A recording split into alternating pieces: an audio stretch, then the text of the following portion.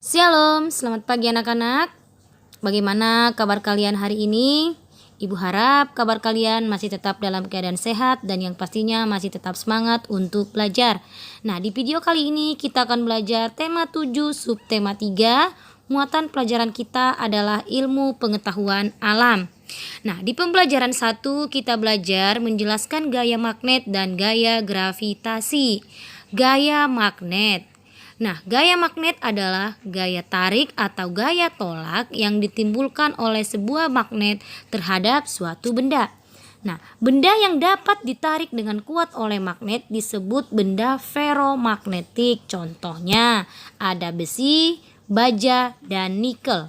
Nah, benda yang dapat ditarik oleh magnet dengan lemah disebut benda paramagnetik.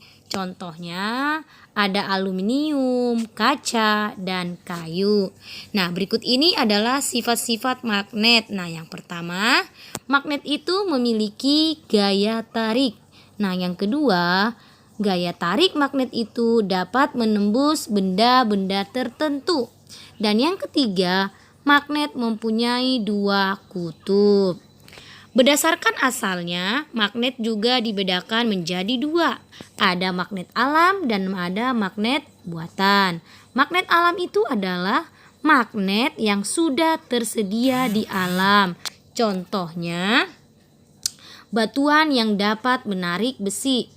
Nah, sedangkan magnet buatan adalah magnet yang sengaja dibuat manusia. Contohnya, ada magnet batang, jarum, tabung atau silinder, huruf U, dan lada. Nah, itulah tadi berdasarkan asalnya magnet dibedakan menjadi dua. Nah, sekarang bentuk-bentuk magnet ada 5.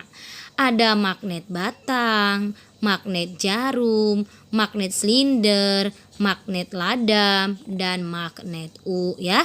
Nah, berikut ini sudah Ibu jelaskan juga bentuk-bentuk dari magnet tersebut ya. Nah, sekarang kita masuk ke bagian B yaitu gaya gravitasi. Nah, gaya yang menarik benda selalu menuju ke bawah itu disebut dengan gaya gravitasi. Nah, gaya gravitasi bumi itu adalah gaya yang ditimbulkan oleh tarikan bumi. Nah, contoh gaya gravitasi bumi itu adalah jatuhnya buah dari pohon dengan sendirinya. Nah, berikut ini ada contohnya lagi yaitu gumpalan kertas yang dijatuhkan itu lebih cepat tiba di permukaan tanah dibandingkan dengan kertas lembaran. Hal ini karena gesekan gumpalan dengan udara lebih kecil. Nah, di pembelajaran 2 kita akan belajar menjelaskan gaya gesek dan kegunaannya dalam kehidupan sehari-hari. Nah, di pembelajaran sebelumnya kemarin kita sudah belajar tentang gaya gesek. Nah, baik, kali ini kita akan ulang kembali. Gaya gesek itu adalah gaya yang terjadi jika dua permukaan benda saling bergesekan. Nah, di sini ada seorang bapak-bapak yang sedang mendorong lemari, terjadilah gaya gesek. Ya, itulah tadi gaya gesek. Nah, berikut ini adalah gaya gesek dan kegunaannya dalam kehidupan sehari-hari. Nah, gaya gesek pada benda yang bergerak itu selalu berlawanan arah dengan arah gerakannya benda tersebut.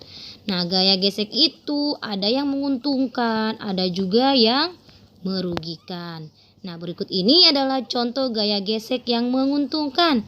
Nah, yang pertama, alas sandal dan sepatu dibuat dari bahan karet agar pemakainya tidak mudah terpeleset.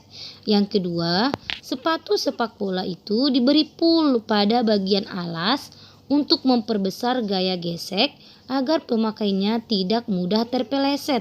Yang ketiga, gaya gesek juga terjadi pada rem sepeda untuk memperlambat laju sepeda. Dan yang keempat adalah ban kendaraan dibuat dari karet dengan motif beralur agar memperbesar gaya gesek yang terjadi antara ban dan jalan raya. Itulah tadi contoh gaya gesek yang menguntungkan, ada 4. Nah, berikut ini contoh gaya gesek yang merugikan, ada 3. Yang pertama, Pada mesin sepeda motor atau mobil selalu terjadi gesekan antara bagian-bagiannya. Gesekan itu akan membuat mesin cepat rusak. Nah, untuk mengurangi gesekan yang terjadi, mesin harus diolesi pelumas. Nah, yang kedua, gir roda dengan rantai sepeda dan sepeda motor juga sering bergesekan. Jika tidak terawat, akan cepat rusak. Nah, perawatannya apa? Yaitu dengan memberi pelumas untuk mengurangi gesekan yang terjadi. Dan yang ketiga adalah ban mobil, sepeda motor, atau sepeda. Jika sering digunakan, lama-kelamaan alur ban akan hilang sehingga dapat mengurangi gaya gesek. Akibatnya, kendaraan akan mudah tergelincir. Nah, itulah tadi contoh gaya gesek yang merugikan. Ingat ya, ada 3. Nah, sampai di sini pembelajaran kita hari ini. Ibu harap anak-anak dapat memahami dan dapat mengerti melalui penjelasan melalui video. Akhir kata, Ibu ucapkan terima kasih.